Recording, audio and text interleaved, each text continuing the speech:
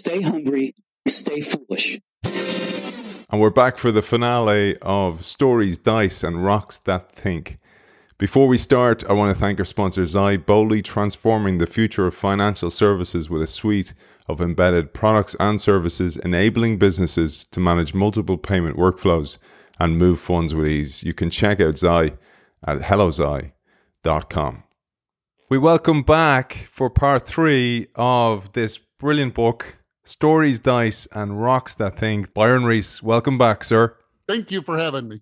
It's great to have you back. I was showing you my pin here. I was doing my best to try and get a pin for each of the acts, and I managed to get one which is a sculpture that looks like it's thinking. Well, I'm kind of bending it a little bit there, but pretty amazing that you even had that. Did you have to go out and buy it, or you had it? I buy them whenever I see them, so I'm a total nerd. Like, I buy them whenever I see them, and just stick them in the bank, and then it's like do you remember that movie Unbreakable, and there was a guy in it, Mr. Glass? Of course. And do you remember, like, he goes into the comic store and he hits off the comics and waits for one to fall?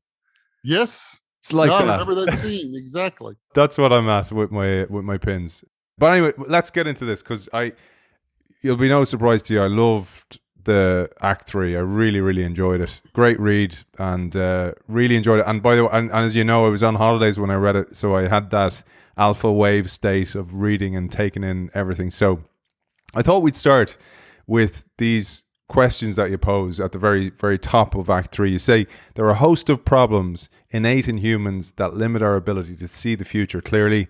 Can we fix them, you ask? Debug our faulty intellects. Not a chance, you tell us. There are reasons why we are the way we are. We are optimized for our purposes, not the least of which is thinking in stories, not logic. So we did something else instead. We taught rocks how to think. Intrigued? So am I. Over to you, Byron Reese. Well, rocks that think is a metaphor, of course, for a computer. And I think that to set up Act 3, what happened is we came out, in Act 2, we learned what probability was. We understood the future, and we learned how to predict it. And we did that with paper, pencil, and the slide rule until one day society's complexity went past what we could kind of do with the legal pad and a ballpoint pen. And so we said, we need to build machines. Just like we built machines that did our physical toil, we need to build machines to do our mental toil. I picked an arbitrary date of, I think, 1952 when we spun up the first transistor computer, because that really is the forerunner of all the ones we have now. And that is where we are right now.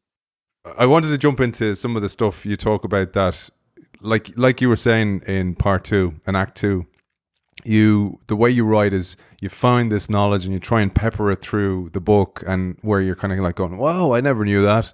One of the things I really loved was, as you say, our bodies run on about 100 watts of power, roughly a quarter of that which is needed to power our brains, which is about 1/1,000,000th of what a supercomputer requires to do far less. And you say we made huge leaps of progress over the centuries. And I thought we'd share the chapter on progress. And what I found really interesting, I never thought of that it wasn't just, people say, well, the way you build your business is like you've done with your businesses is hire good people because you get more bandwidth. Well, this is energy. And I thought, well, it was this outsourcing of the energy requirement that was another way to actually progress humanity. Yeah. Let's dive into that, because there's really two things going on. There's that one that you mentioned. Our bodies consume 100 watts of power. And then some time ago, we learned how to domesticate some animals, and oxen consume twice as many calories as we do. So they run on 200 watts. And man, the minute you could get a couple of oxen, well, you were in business. You had your 100 watts, and then you had another 400. And all of a sudden you were able to vastly increase your output. You can tell we were built for these brains because, while I said that 25% of our calories are used to maintain them, when you're a baby, it's like 90%.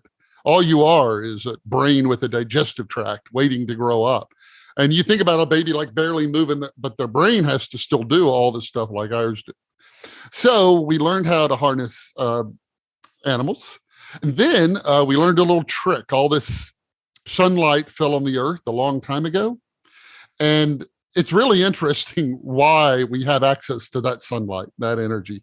And in part, it's because you have to picture way back in the day that you have to picture trees. I mean, mushrooms the size of trees. And so that's what lived on the land. No trees at that point. And when it would fall over and die, we hadn't evolved the bacteria that could break it down. So it would accumulate. And then stuff would grow out of that. And then it would fall over. And then stuff would grow out of that and it would fall over until it gets 200 feet thick or something. And then the heat and the pressure just presses all that down and it becomes coal. And that is all that sunlight that fell on the earth all those years ago. And eventually the microbes did evolve that could break it down. But that's why we have these huge coal deposits, because we luckily didn't have the microbe that could turn that stuff, release it. And so we get to. And so we learned how to build machinery that even increased that number of watts that we could burn dramatically. And now in the West, the average person uses about 10,000 watts of power constantly. So now our bodies are just this tiny, tiny fraction of the energy we have at our disposal. Now, that's only half of really what gave us progress. The other half is something different, which is the way that we learned how to accumulate knowledge. Now, for the longest time, for millions and millions of years, every creature on this planet could only write down stuff to remember it in one place, and that was in their DNA. And it works great. It gets a monarch butterfly from Canada to Mexico and all the way back to the same milkweed plant it left from, even though 4 generations of monarchs have passed. That's all in there. In the alphabet, in the DNA somewhere. But then what happened that we talked about in Act 1 is we got language. And language, although, at first I said, well, the primary thing is it allows us to think, then it allows us to communicate. But what it really does, the cool thing about it, is it becomes our new genome. Yes, your biological genome is still in you, but you have a mental genome as well.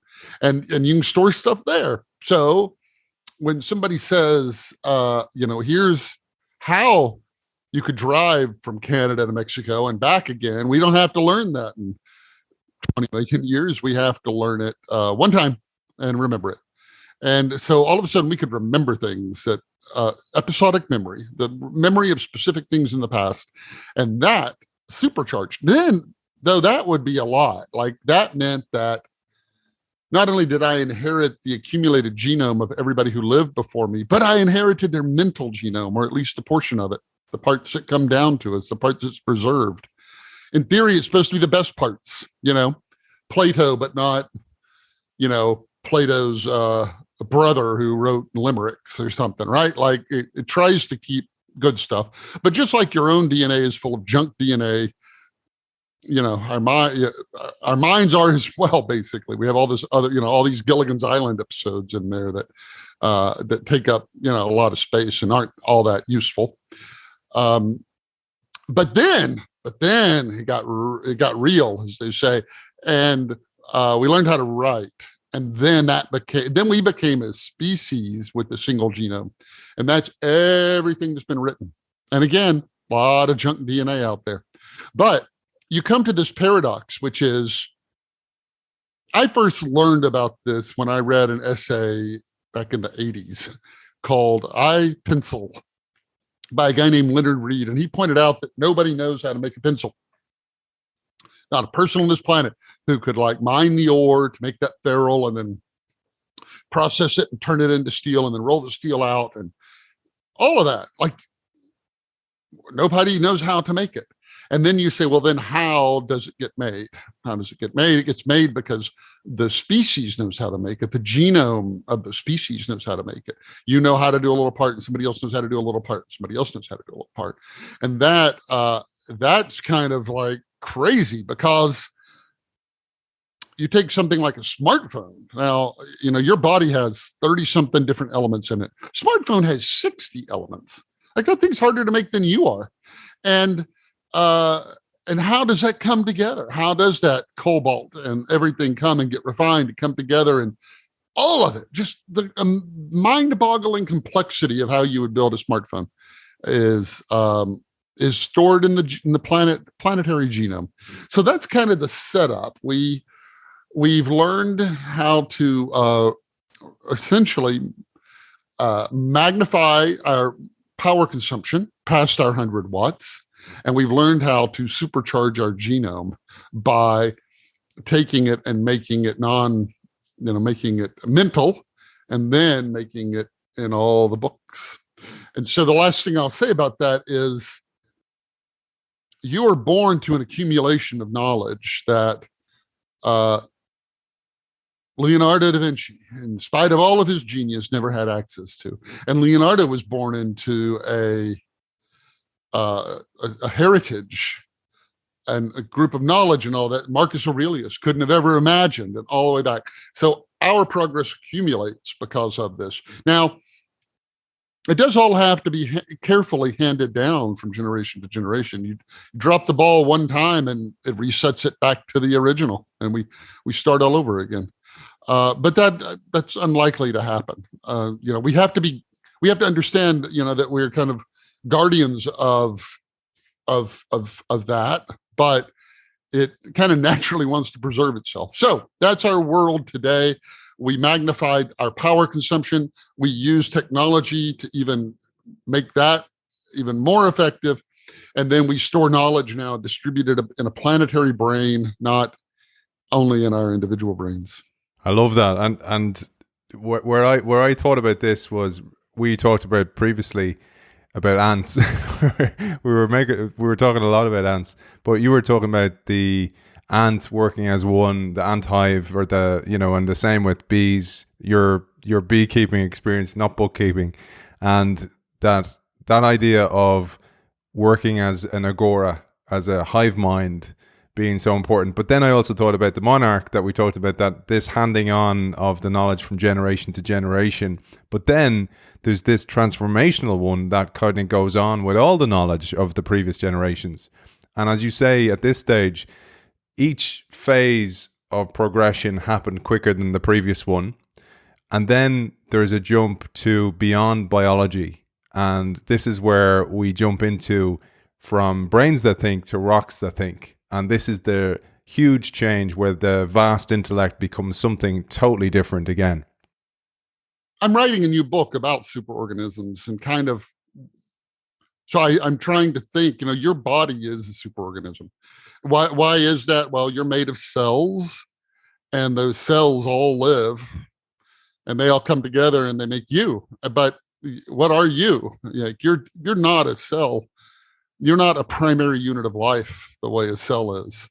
Cells are made of only non-living things. So that's the beginning of life right there, are cells. You're something different, like you're a system of cooperating cells who have come together for some purpose we do not know, and they come together and they form you. You haven't, a unity about you. You feel like one person, but you're really a cacophony of all the cellular action.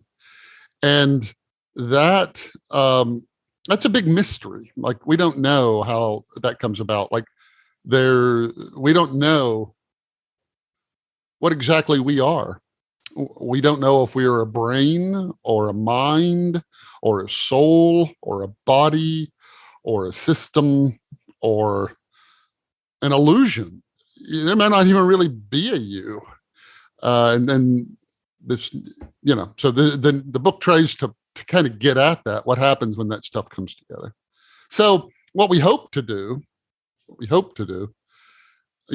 made that remark earlier about, Plato's brother who wrote the limericks or whatever. kind of everything we produce goes in libraries, and one way or the other. Like you can picture a library being full of dusty books no one reads, and that's sort of where everything goes. It's like that last scene of the Indiana Jones movie, that first one where they wheel the ark into that warehouse, and it's just all boxes that have whatever. That's sort of what our knowledge is like now. Very hard to find anything. I mean, we have search engines that help us find, casual searches, but it's hard to bring that information together. Even if you had it all, like just mentally, we're not up to it.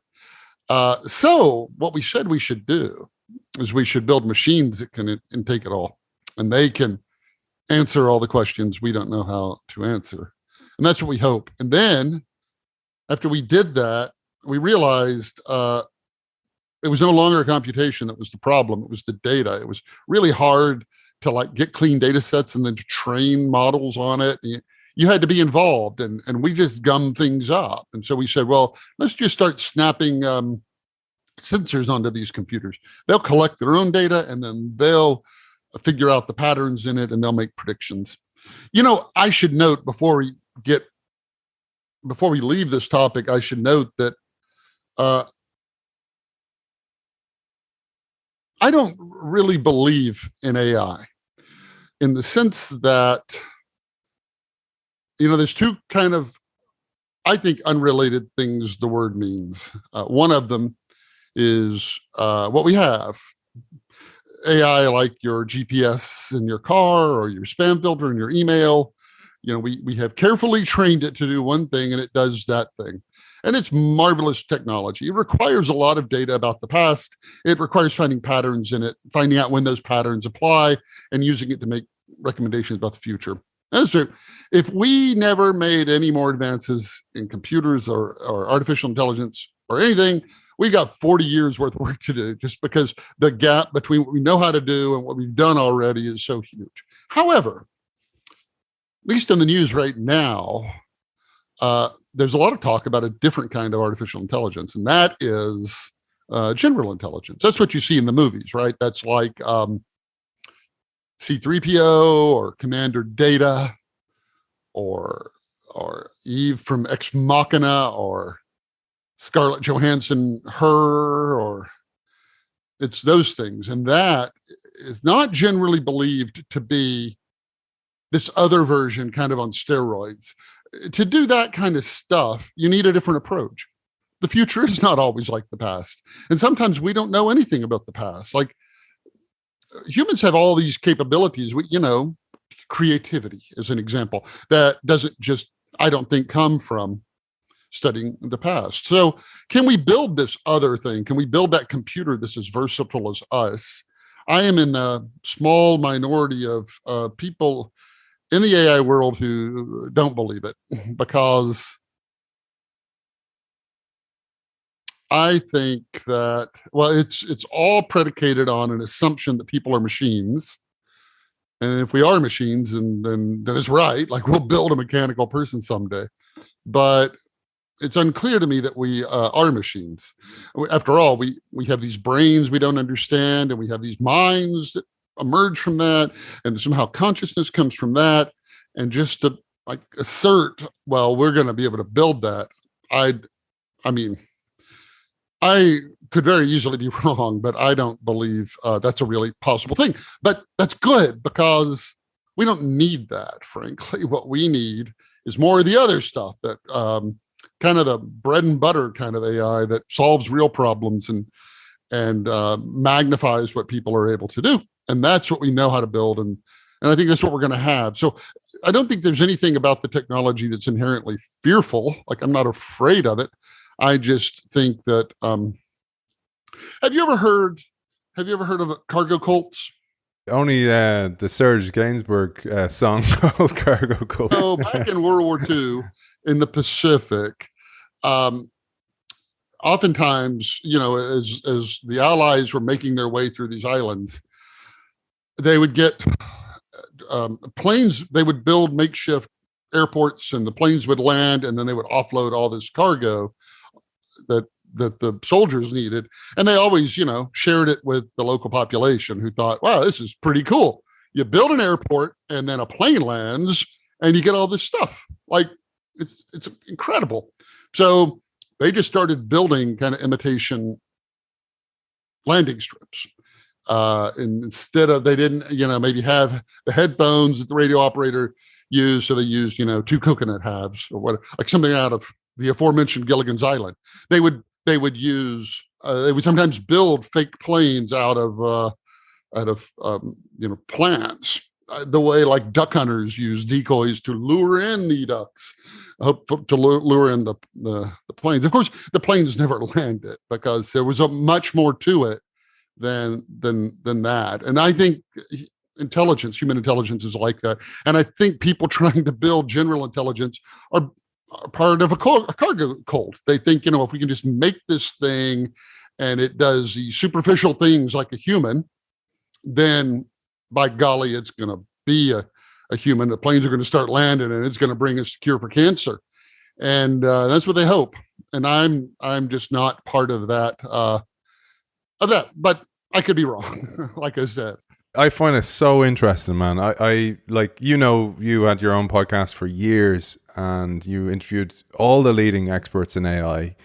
And one of the amazing things that happen when you have a podcast is when you collect enough dots, which are the interviews, that they start to connect in ways that you couldn't imagine before. And one of the amazing serendipities that happens is because you keep getting a different lens through which to see. And, this is why I get so much out of doing the show myself, like really, really great knowledge. And when I was on holidays, I was saying I was reading your Act 3, but I was also reading in preparation for an interview with Ian McGilchrist on this magnificent book, and you would love it, man. It's called The Matter with Things, and it's about the divided brain, left and right hemisphere. But it's the most complete work. As I said to him, it's an oeuvre. It's a French work. It's a work. It's 3,500 pages. It will take you a year to read it because it takes so long to absorb the information. But the chapter I was reading was on intuition, and he was talking about experts, and that when you look at any experts, including master chess players, and this you've talked about Kasparov in your work, you've talked about him being beaten by Deep Blue in the Fourth Age as well, and it dawned on me, it was like he was talking about many expert chess players make the move really quickly because they make it instinctively, and instinctively that's the right hemisphere, this creative brain. And all the AI is doing is looking at the analytical, logical side, just scanning all the pre-programmed moves, and it doesn't have any intuition. And that was the penny drop moment for what you're saying there to me, that you cannot make that. That is coming from somewhere different. That is coming from somewhere that we don't understand. That is like the universal agora intelligence. It's coming from sensations in the gut, literally the brain and the gut, that you can't emulate in machines. So that I just want to throw that, because it was just this beautiful moment of these coming together of these two books that I was like, it was serendipity, beautiful. Yeah, I mean, I would agree with all of that. I mean, I don't think we are just our brains.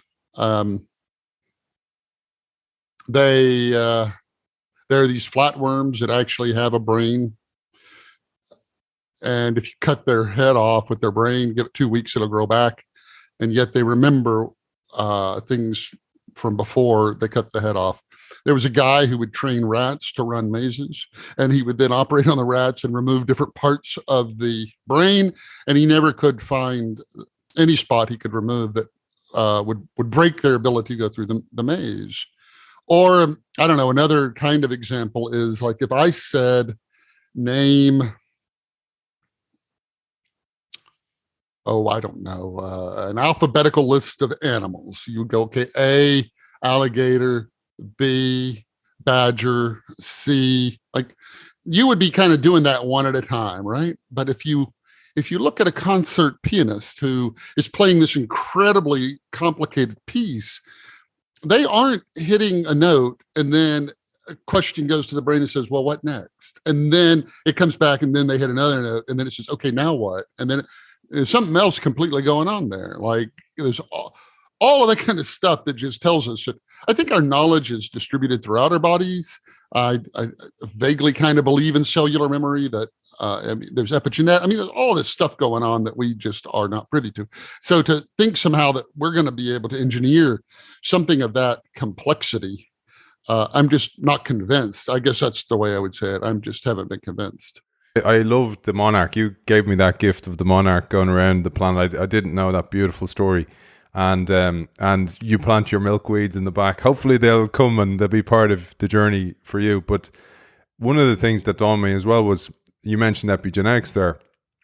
And there's this amazing study on rats or it was mice actually, and they artificially created the fear of cherry blossom by releasing the smell into the cages and then giving them a little mild shock. And then because of the quick cycle of the litters, the next generation, they put little brain scanners on them and they all had the fear. And then the next generation had the fear, and it was never originally their fear. And it's stuff like that how are you going to program that? Like, that is not programmable. It's just amazing. There are good examples of that when C. elegans, when this little nematode worm eats this one bacteria, it makes it sick, basically. It doesn't kill it, but it grabs a hunk of that thing's RNA and sticks it in its own genome. And then 4 generations, you get 4 generations that they know not to eat that thing. Which we can't reproduce any of these in humans. So we just have to assume that, we have some vaguely equivalent structure. Do you know, do I write in this book about C. elegans, the nematode worm, and the 302 neurons? You do, man. And I have it here. You say 4 out of 5 animals on the planet are tiny nematode worms, each about as long as a hair is wide. They reach that level of evolutionary success with a brain of just 302 neurons. The industrious honeybee's brain has 1 million neurons and uses them to build complex multi-generational societies.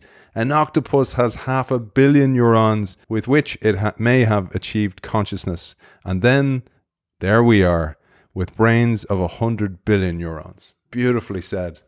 Oh, thank you. But did I go into? Let me talk about the nematode. I don't know if this is in that book. So nematode's got 302 neurons. He's got 969 cells. Got 302 neurons. The 302 neurons have about 7,700 connections between them, and it's thought in the connections that's the magic. And so there's a group called the Open Worm Project, and what they've been doing for over a decade is trying to program behavior in a hypothetical digital neuron such that if they put 302 of them arranged just like the nematode and they connect them just like the nematodes, you want that thing to start acting like a nematode, swimming around in the computer. Now that would be something like, okay, we have now said, we know how a neuron works and we can model it. Now, not only have they, and I'm a huge admirer of the project. Like, I go check in on it a lot because I kind of like the dedication to it. But there are people associated with it who say they may never do it. They may never figure it out. And, if we can't figure out how the 302 neuron, and 2 of them are mysteriously not connected to the other 300, like, go figure. Anyway, if we can't figure out how those come together to make a nematode worm, what chance do we have, to kind of like not just figure out our own brains, but how we process intelligence overall? That's why I just am not, I've said it already, that I'm not a believer that I think there are limits that we're going to hit with what we can do with computers because they aren't people. And they have, they're fast and they have all these wonderful things, but that doesn't mean they can do anything that we can do. I thought Byron again, and by the way, The Fourth Age is a fantastic book. Some of those examples Byron mentions in The Fourth Age, but then gives a kind of an overview of artificial intelligence, gives us a little primer again in Act 3 of this book. So I'm going to jump past that primer and get to the AI that you're particularly interested in towards this collective intelligence, or the agora, this superorganism, which is machine learning. So maybe you'll take us through that a little bit, building towards the crescendo of this act. We kind of think we make decisions based on information and data. I think our great-great-grandchildren are going to see us a little differently. They're going to see us as largely going through life just sort of making decisions on instincts, to your point, just sort of capriciously deciding stuff like, where am I going to eat? I don't know. I guess I'll go to that pizza place. You might go to the pizza place and not enjoy it, or whatever. Like, you just make decisions all day long. And what do you have? You may have like a couple of pieces of data or something you heard from somebody. That's very different. Like that, we kind of guess our way through life. I think I used the phrase like drunken sailors on shore leave. We're just like wandering around, making decisions. I'll go to college there. I'll take that job. I'll move to that city, just like we know what we're doing. Now, imagine a different setup. Imagine for a moment that everything you did was recorded. And don't worry about privacy yet. Believe me, we'll worry about it in a minute. But just put that aside. Just think about the technology for a moment. What if like every word I'm saying gets recorded? Everything I look at with my eyes, whether my eyes dilate or not, every bite of food I eat with a utensil that has a sensor in it, tells exactly what's in that thing. Everybody I see, every place I go, every breath I take, every time my heart beats. Like, imagine if you could actually record it all. We're in the middle of building that world. We record more and more, not out of some like massive, big, let's record everything, but people are like, I want, I don't want spam email anymore. Well, guess what? It has to read every email to figure out which ones are spam. So we kind of build this world, this data collecting world, a little bit at a time. But we're definitely building it. I don't know how you stop building it.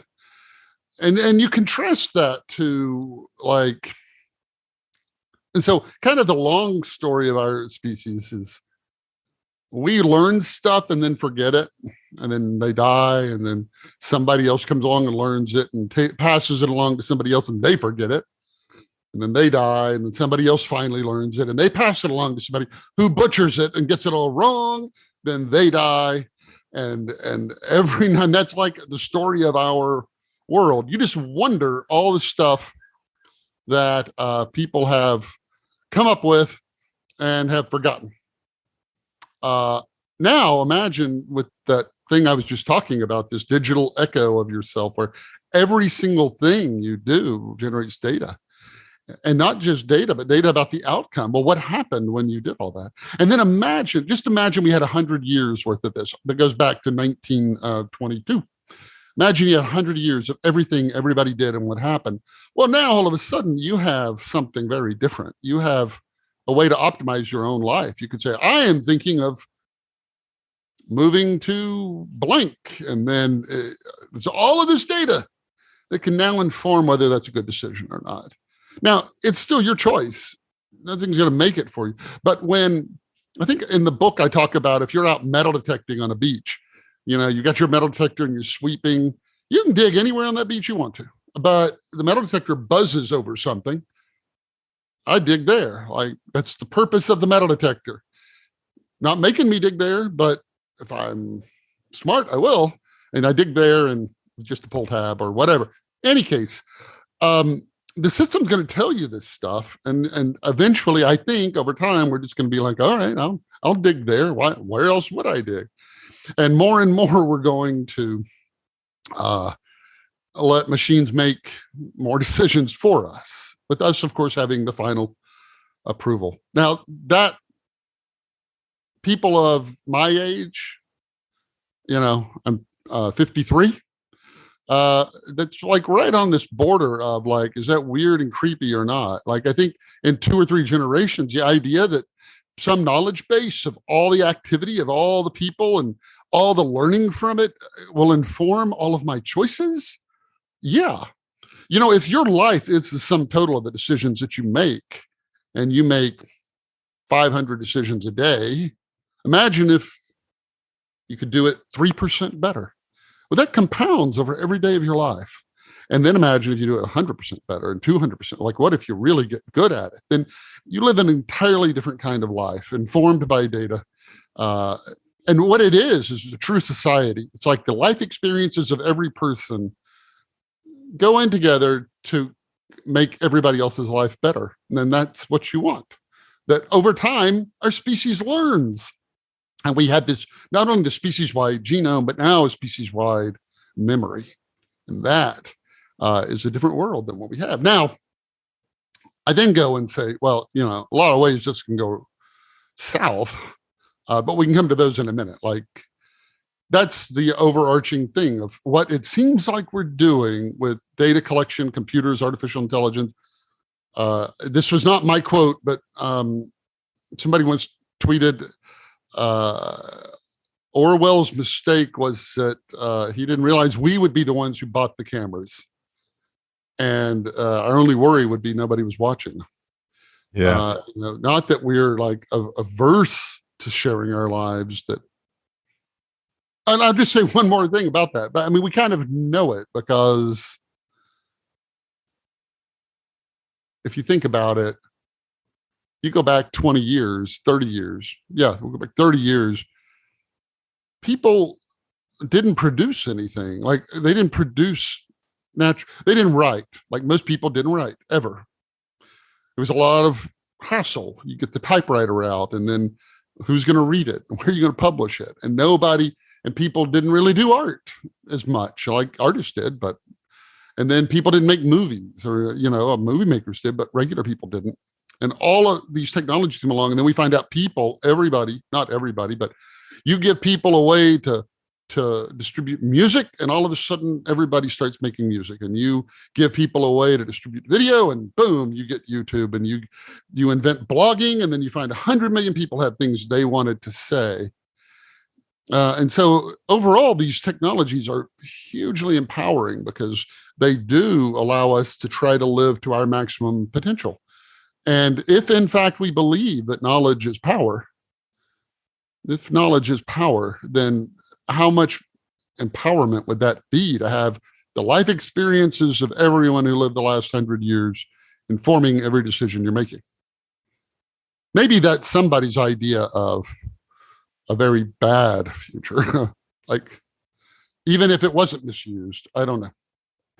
I love this part of the book, and I really love you to share a couple of great examples of pattern recognition that we just can't see, but then you give some examples of ones that we did eventually see. I'll give you an example personally. So I remember going to the dentist once, and this lady dentist was just looking at my mouth, and she goes, "Are you from this specific point in Ireland, this specific town in the country?" And I was like, going, yeah, like, which is like, she wouldn't have known that.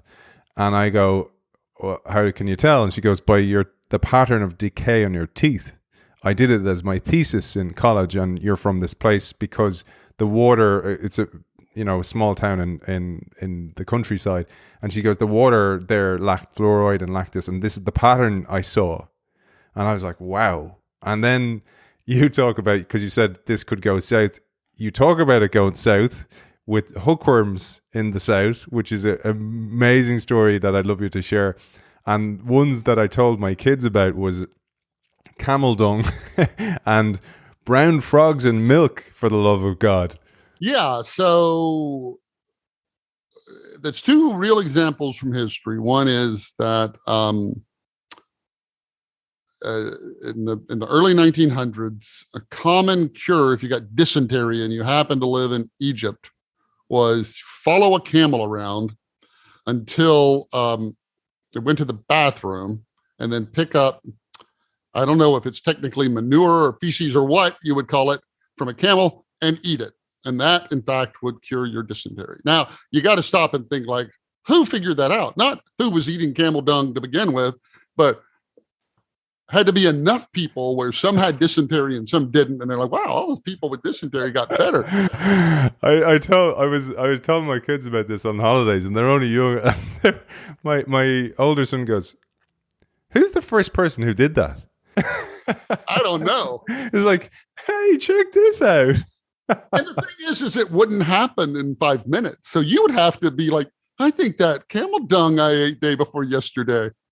And it had to be fresh and warm, it turned out, because it had basically antibiotics in it. That hey, Byron, I did what you told me, man. It didn't work out. Oh, was it steaming? Was it steaming? Oh, no. Right. It has to be steaming. All right, I'll go back. Find a camel. And they've actually taken what lived in it and turned it into a convenient pill, which is not branded camel dung. And then another one was in Russia to keep your milk fresh. They figured out if you put a brown frog in it, it would stay fresh. Now we know that the frog secretes a kind of antibiotic that keeps the milk fresh, but you're in the same boat. Like, who decided I'm just going to put a frog in my gallon of milk? And then somebody who did it, maybe a lot of people were doing that. I don't know. Some people were like, I noticed my milk lasted longer. And then they're like, well, I didn't put a frog in mine, and mine went sour. And they're like, well, you borrow my frog. And you got the wrong frog, man. Was it brown? Right. No. That's right. That's right. You got that green frog, a tree frog. Those are two. Not only do you have to think, that's one of those things that people figured out and forgot. Like, I doubt the first person who ate camel dung, maybe the first person who happened to eat camel dung, noticed it cured the dysentery, and went around, made it their life's goal to tell everybody that. But at some time, somebody probably had to learn it, and somebody else, and somebody else, and somebody else had to like confirm it. Like, no, it really does work. But then there were other things that we kind of didn't find out that would have been in the data, like not having iodine, not having enough iodine in diets. You would be able to see that in data. May have had they believe it had like a 5 IQ point difference, but it could have been as many as 15 in some areas that had real iodine deficiency. You had hookworms in the South because they didn't build they didn't dig the outhouses deep enough, and you had to have them over a certain depth so that worms couldn't get up. And if you have hookworms and you walk around barefoot, they'll come in you and they'll make you lethargic. And it infected a huge number of people, and nobody knew that's what it was. And then you say, well, why was it in the southern United States and not the northern? And it's because, like, by 1920, the North, which is wealthier, had indoor plumbing almost everywhere. The South still didn't, still used outhouses. And so, boom, you figure that out. Hey, dig your privy hole deeper, and you're going to be smarter. And now the thing, of course, is there could be 100 other things like that we're doing wrong. Like, our natural IQ might be 300 for all I know, but because we eat egg whites, or I don't know, who knows, right? We're stuck at our 100. Like, who knows what is in the data that would make all of our lives better? I couldn't. When I was reading about the hookworms, all I could hear in my head was ding-a-ling, ding, ding, ding, ding, ding, ding. I go, whoa! Don't do anything. Do you have hookworms? I won't go there, man. I won't go there. But ultimately, what I agree totally with you, and maybe I'm a weirdo, but I naturally had these thoughts when I was younger. I was kind of going, surely there's patterns, or no, I didn't even use that language. The language in my head to think was kind of, there's loads of things. Like, I got injured a lot when I was playing sport, and I was like kind of going, there's no data to show me what I'm doing wrong. And I'm putting all this effort in, and I would just hate to know that I was doing all this effort and I was actually making myself injured rather than doing less and actually being more productive. And that's ultimately what I really am so optimistic about, with the combination of human and machine, the centaur coming together to create something absolutely, totally different. And where I'm going with that is, You too, and I really remember this from our first episode together on the fourth age when we did that a few years ago, was you're an absolute tech optimist. Like all this work, there's a lot of dystopian thinking about AI. You're a utopian thinker about AI, and I thought your final message on that. I have a quote, by the way, that I'd love to share that really does encapsulate that. But before I even go there, your tech optimism is very welcome, and I'd love you to share why you're a tech optimist. Well, I'm not one like an a priori commitment to it. Like I will find a silver lining to anything. I'm really not. Like I think it's a reasoned conclusion from just very few simple things that I know. One of them is,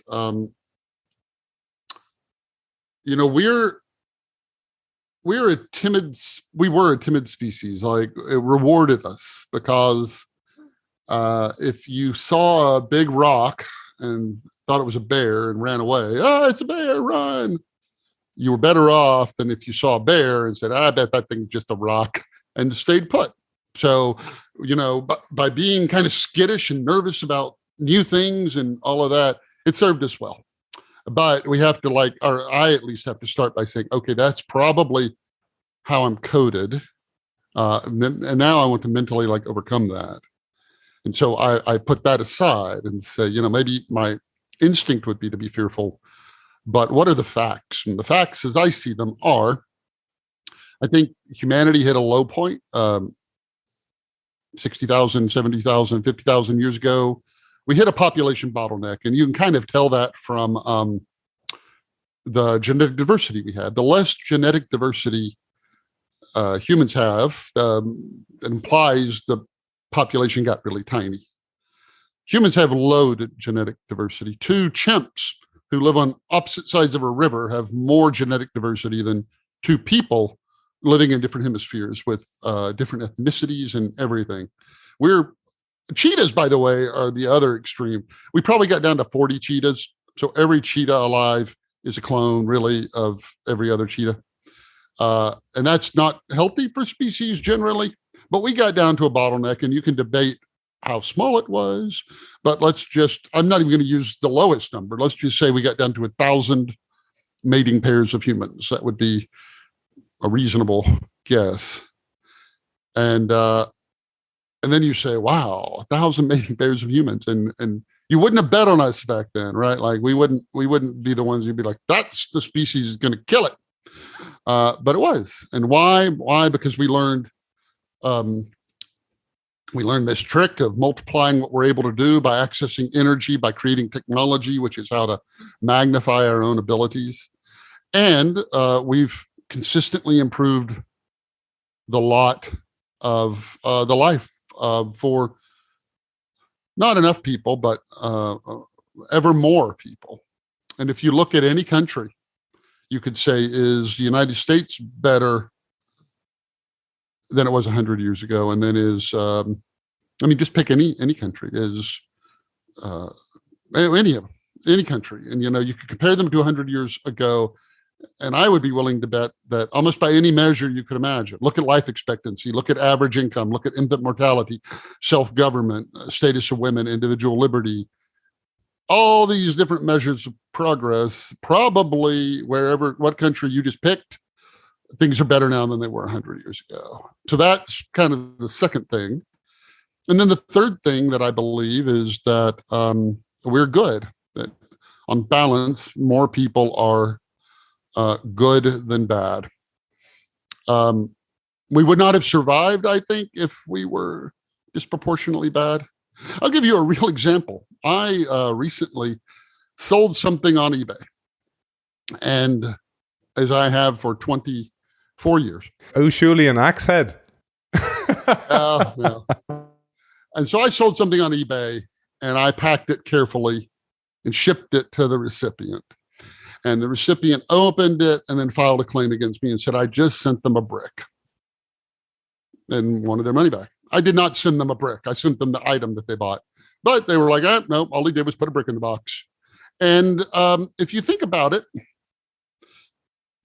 if very many people did that. 2%, 3%, 4%.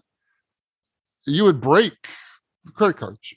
Like they can't handle that much fraud without the commissions, the rates having to go way up. The fact that credit cards can charge vendors 2.5% and then give a 2% rebate to the cardholder tells you there's very little of that kind of stuff, that the system largely works, and it's largely a trust-based system. So if you start with all of that and you say, well, our nature is to be somewhat timid, we want to mentally understand that's a predisposition. Second, we're using technology to care for more people, provide for more people.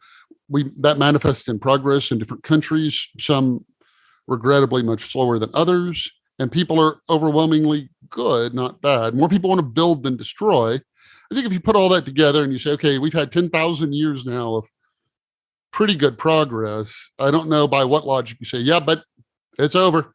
That's it. Because I don't know really that anything's remarkably changed. And so that's why I'm an optimist. And it's more than just,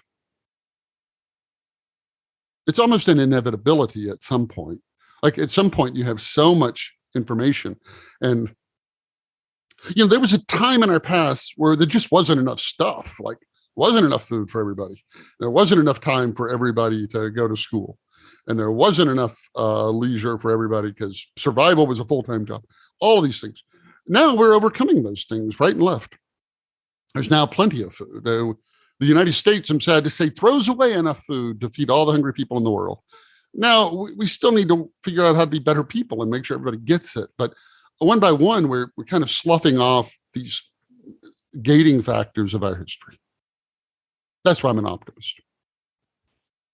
I don't think I can top that, man. I have a quote, but I'll leave it to people in the book. Maybe I'll just mention the Easter egg you left in the epilogue, which the real reason for stories, one of the main reasons for stories, which is so important. And to your point there, in a time of rapid change, this reason behind stories is so important. But maybe you'll finish on that. Maybe you'll finish on that point, because it's probably the most important one of all the reasons for stories. And before you even do that, where can people find you? We said this before, but some people maybe join us for the first time. Where can people find you? You do keynotes, you do workshops, you also write prolifically. You have another book in the pipeline. Where is the HQ for the hive mind that is Byron Reese? I'm easy to find. I'm Byron Reese anywhere. So you can go to byronreese.com or Byron Reese on Twitter, or Byron Reese anywhere. I mean, my email address is byronreese@gmail.com. Like, easy to get a hold of. So the book gives 20 purposes of stories, and that's way at the front. And then there's an epilogue on the last page. And it opens with, sometimes the story doesn't make sense until the very end.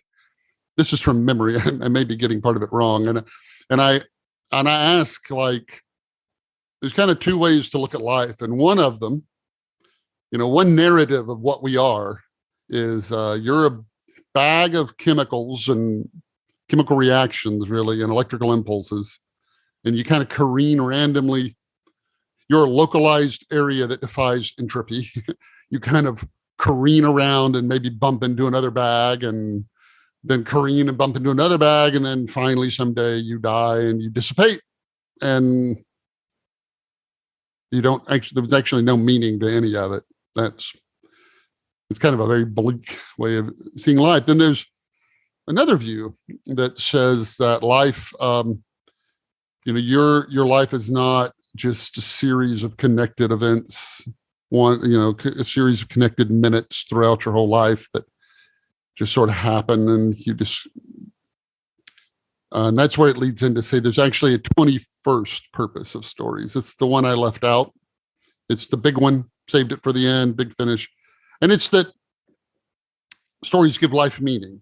That if you stop thinking, if you don't think of people as bags of chemicals careening around and pointless and empty and all of that, and instead you say that everybody's life has meaning and purpose, and that everybody's life is a story, that it's made of stories. There was not atoms. That's actually a quote from someone in the book. And that to me, I think I close by saying that Carl Sagan wrote that beautiful piece about like we're made of star stuff. Like all the heavy elements that we're made out of must have come from exploding stars. The stars started out as hydrogen and helium, and then as fusion happens, the heavier minerals, heavier elements form, and then the star blows up. And that's what you're made out of. You're made out of star stuff. And it's a beautiful thing, but it misses the point of what we are. We aren't, Yoda was right. We're not this crude matter. And instead, I think, are stories. And so it ends with the question, if we are stories, then kind of the question you have to answer in your life is, well, who is telling the story? Beautiful. Absolutely beautiful way to finish.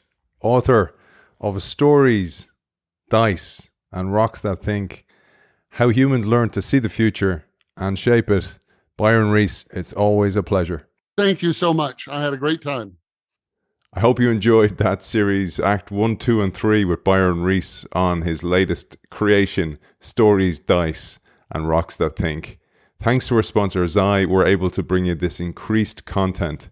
Zai boldly transforms the future of financial services with a suite of embedded products and services, enabling businesses to manage multiple payment workflows and move funds with ease. Check out Zai at hellozai.com.